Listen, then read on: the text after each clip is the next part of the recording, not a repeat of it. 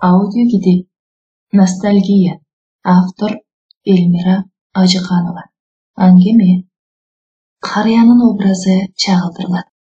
Шаар таң менен қошу ойғынып.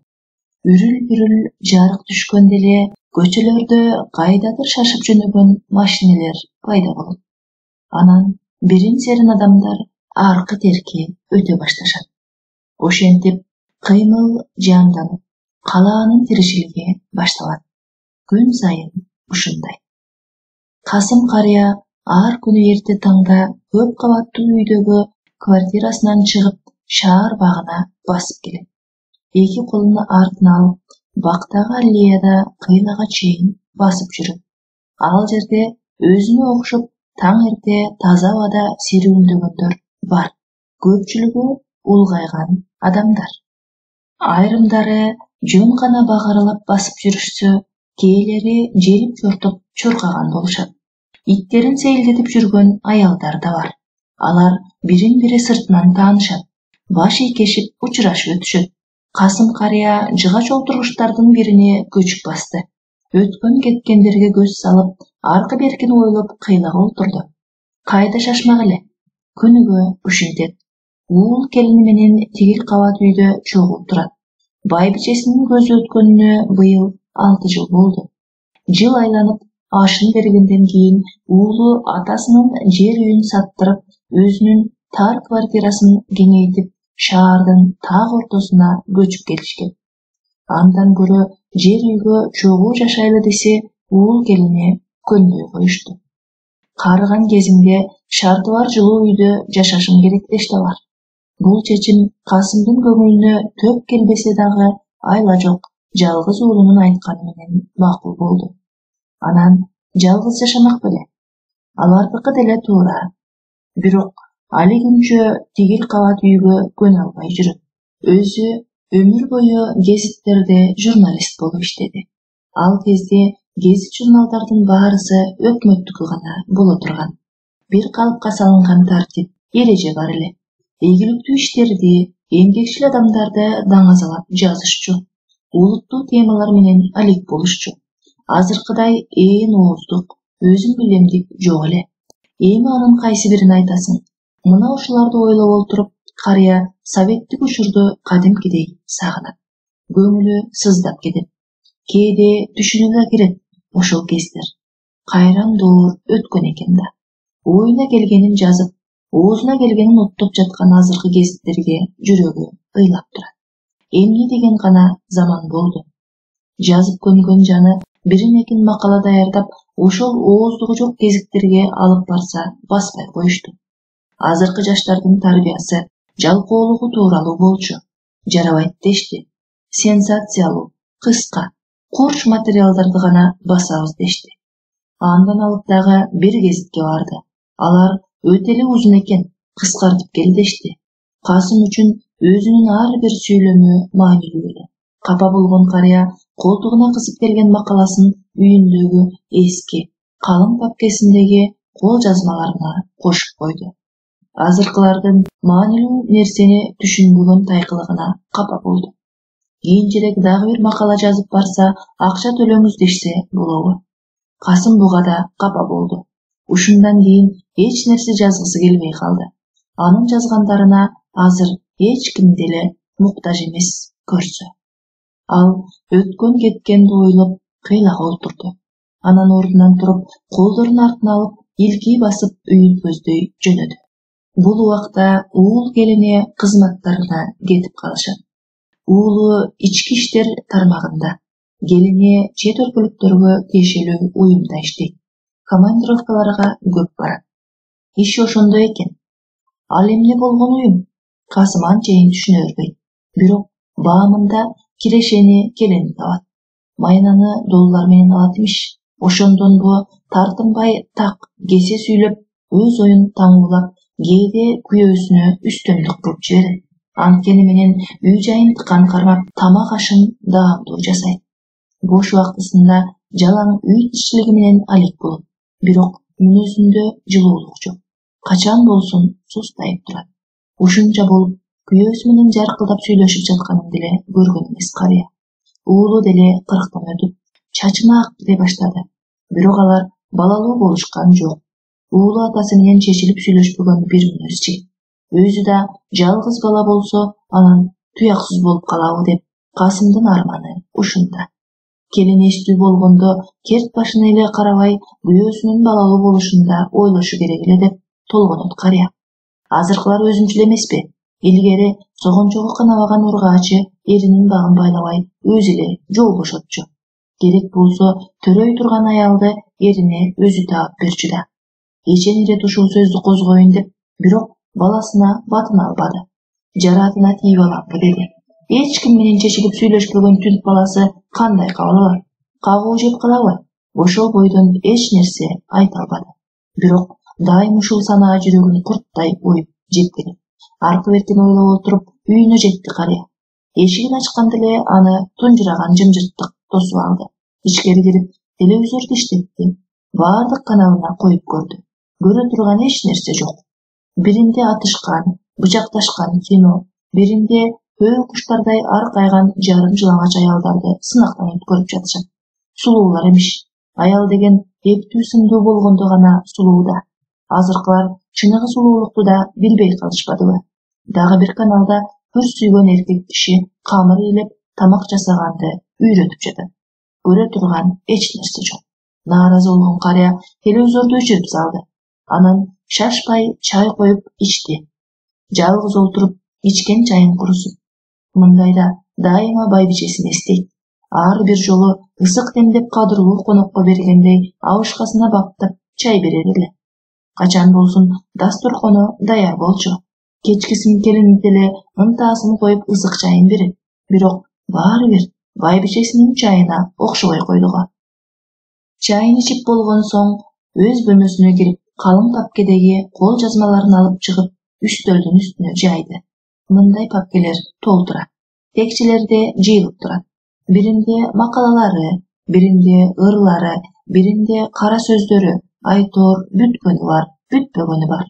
Кереги жоктору да толтурат. Аларды ыргытканга колу барбайт. Касым карыя үчүн баардыгы баалуу. Келини үй жыйнаганда кагаздарын жактырбай ары-бери түртүп, тыкыстап жыйнап салат. Менин кагаздарыма тийбей эле койчу деп айта албай койду. Кемпирин үстөлүнүн жанына жолотчу эмес. Ал азыр поэзия деген папкедеги кагаздарын жайып олтурду. Саргарган барактар. Ар кайсы жылдарда машинкеге басылып, боектору өчө жаздап калган ырлары, кол менен жазылгандары да жүрөт. Ушунун баарын өмүр бою өзүнө жан жолуш кылып келаткан машинкесине өзү баскан.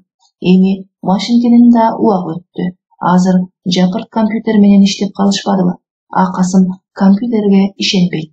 Андан өчүп калат дешет. Дагы көп балакеттери бар дешет. Тигинде уул келин алып берген компьютери деле турат. Түнкүсүн машинкесин тыкылдата бергенден тажашкан окшойт да. Уулу дегенде атасына үйрөтө баштаган. Карыя анчейин көңүлсүнбөй койду. Улам үйрөнгөнүн кайра унутуп, жазгандарын кайра таппай калат экен. Кыскасы, машакаты көп экен. Андан көрө тиги темир машинкесинен өтөрү жок. Ишенимдүү, бузулбайт.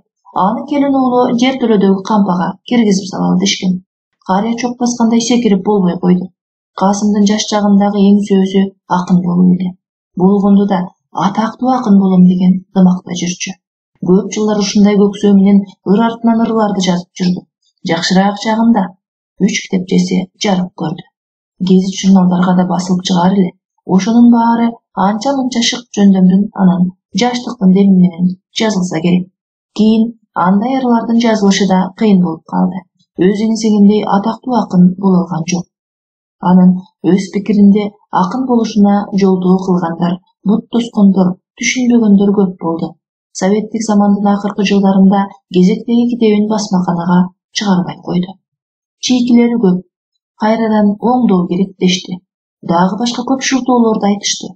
Гезит журналдардын басышы да кыйындады. Ошончо көп ырларды жазса да, негедир акын катары элге тааныла албады. Ал тургай уул келини да атабыз акын экен деп ойлоп коюшпайт. Алар үчүн жүргөн бир абышкада. Бирок ал баары бир өзүн акынмын деп эсептейт. Ыр бааланбай калган азыркы заманда мен да бааланбай калдым. Атагым чыкпай калганына азыркы коом күнөөлүү деп ойлойт. Ким билет, балким карыянын өз ою туурадыр. Ар кимге өз пикири туура эмеспи. Мына, азырда кол жазмаларын аңгырып отурат. Эски кагаздарын караганды жакшы көрөм. Анткени өткөн жылдарын эстейт.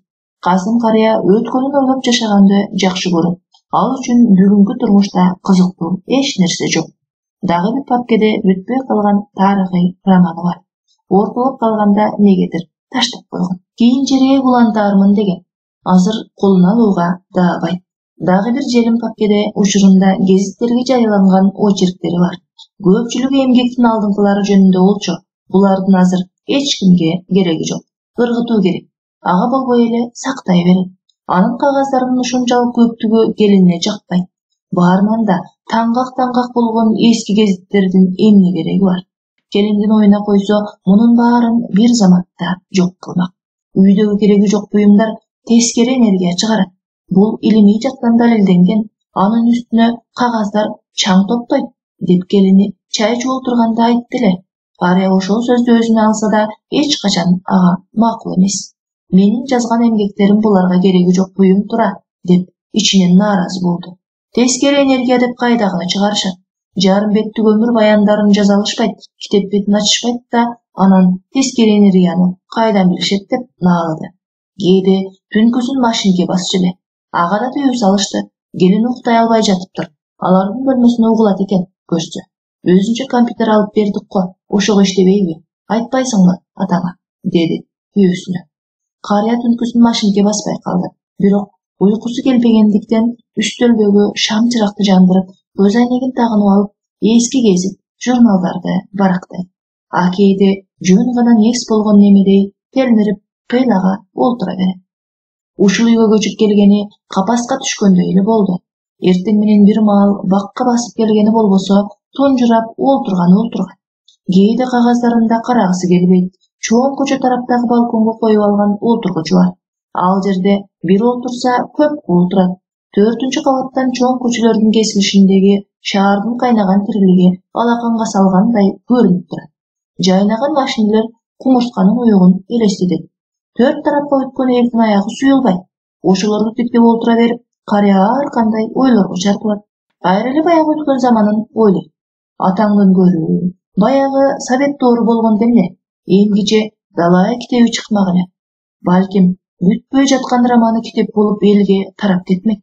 Макалалары гезит бетин бербей байма-бай жарыяланып турмак. Калем акага маармак.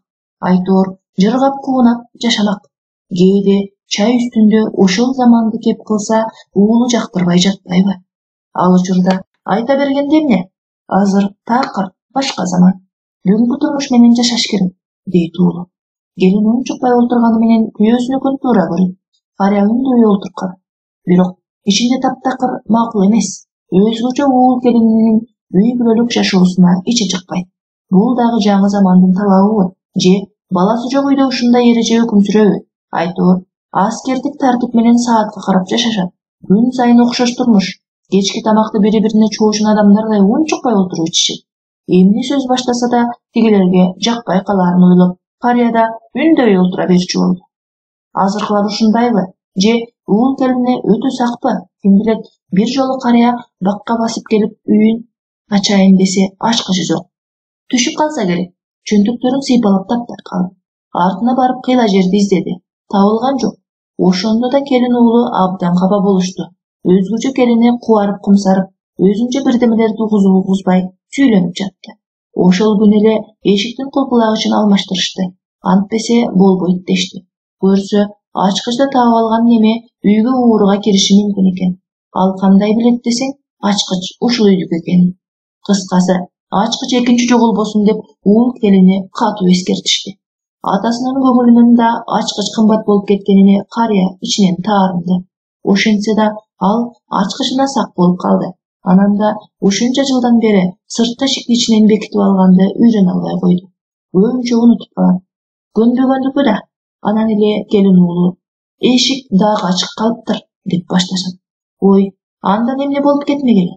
Үйдө мен олтурамын го, деди карыя бир жолу. Келин мыскылдуу жылмайып күйөөсүнө карады. Уулу башын чайкап алды да түшүндүрө баштады. Ата, квартираларга ууруга кирип жан баккандар бар. Ошону кесип кылып алышат. Эшик ачык болсо аларга Кудай берет. Сиздин отурганыңыз бирдин, сизден да бирөө коркобу? Карыяга уулунун акыркы сөзү катуу тийди. Ооба, менден эч ким коркпойт. Мен азыр эч ким эмесмин деген ызалуу ойго чөктү. Бирок капасын билгизбей өз бөлмөсүнө акырын басып кирип кетти. Текчеде турган байбичесинин сүрөтү капа болбобушка. Алар айта берет, баары бир сеники туура деген тарезде карап туруптур. Ошондон көп өтпөй эле бир күнү кечинде уул айтып калды. Ата, сиз эртең ооруканага жатышыңыз керек. Келиниңиз баарын сүйлөшүп койду. Мен өзүм жайгаштырып берем. Эмнеге? Кокуйт. Мен соп-соо эле турам го. Карыя уулун таңыркай карады. Биз эс алууга чыгып алыска кеткени жатабыз. 1 айга. Сиз жалгыз жашай албайсыз. Келиниңиз да сизге ишенбей жатат. Кудай урган тура. Эч жерим оорубаса, эмне деп жатам доктурга? Ушул жашыңызда кантип эч жериңиз оорубасын? Алдын ала текшерүүдөн өтөсүз. Дарылашат. Анын үстүнө ал карыялардын ооруканасы. Сизге окшогон абышкалардын баарысы ошол жерде, деди уулу өктөм сүйлөп. Карыянын шагысына түштү. Бирок бул жолу да уул келинине катуу айта алган жок. Эртеси уул атасын машинесине салып ооруканага алып жөнөдү. Касым карыя ушул азыр чындап эле карып, жүдөп ооруп калгандай көрүндү. Арткы орундукта өңкүйүп жууруу отурду. Аңгыча уулунун чөнтөк телефону шыңгырап калды. Ооба, макул, унутпайм, деп кыска жооп берди. Анан атасына бурулуп, үйдүн ачкычын мага берип коюңуз, жоготуп аласыз, деди. Атасы чөнтөгүнөн ачкычты алып, үндөбөстөн уулуна карматты. Оорукананын керебетинде жатып, карыянын ойлору онталаа болду. Жалгыз бала деп көзүн карап, эркелетип, энеси экөө алаканга салып, мээрим менен чоңолтушкан эле. Эмнеге мындай кайрымсыз болуп калды деген ойлор карыянын көкүрөгүн эзип жатты. Төрөбөгөн аялынын сөзүнөн чыкпай, ошонун гана көзүн карап жашап калганына бир чети уулуна боору ооруду. Таш боор уул келинине анан бүгүнкү кайрымсыз жексур заманга таарынган карыя эртеси чындап эле ооруп калды. Көтөрүлүп кеткен кан басымын түшүрүш үчүн доктурлар баардык аракеттерин көрүп жатышты. А ушул маалда Кара деңизде эс алууну көксөгөн уул келини көк мейкиндин бийигинде самолетто учуп баратышты. Тараза, Бишкек шаары, 2011-жыл июнь. Чыгарманын аягы.